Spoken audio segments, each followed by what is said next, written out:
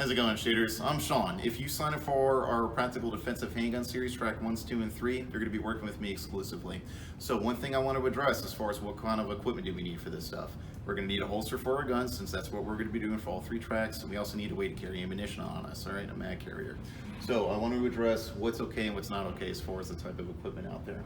So as far as holsters, I do allow retention holsters in my classes, meaning that your gun will be locked in the holster until you activate something to take it out.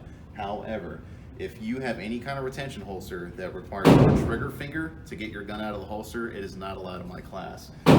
If you want to ask me why, come into the shop and we'll talk about it then. A lot of people have gotten themselves hurt using that kind of holster. I don't recommend it, all right? So we can talk about it when you come into the store. As far as soft leather holsters, also not okay. The reason why this is an issue, when we take our gun out of the holster, it loses its shape and it collapses on itself. To get your gun back in the holster, aside from taking the holster out in the first place, which is what you really should be doing, a lot of shooters tend to either try and reopen their holster, we can see how that's an issue, or they try to work their way in there anyway. We can see how that's an issue as well. You're going to get hurt someday. As far as what is okay in my class, something that doesn't lose its shape when you've taken the gun out of the holster. So that could be a firm leather holster, okay? Something that won't squish onto itself. Any kind of a Kydex, or an injection molded, that's okay too, all right? Even these hybrid holsters. So even though we got a soft material on the back side, we got something firm on the outside. What we need to be careful of though is when these things start to get worn out, they start getting old, these sweat guards will start to bend in. That's another way to get hurt as well, okay?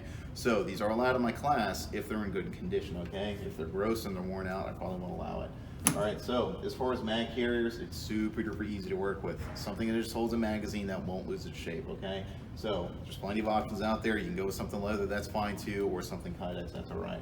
So basically, what I'm getting down to is, always try to come early for the classes. If there are gear issues or there's something you're not sure about, we can talk about it. If we got to get you into something different, that's fine, okay? But that's just something I needed to bring up for you guys, okay? So if you got any questions, always call us or come into the shop. Either myself or one of my associates can always talk to you about this stuff, okay? So we'll see you guys in class.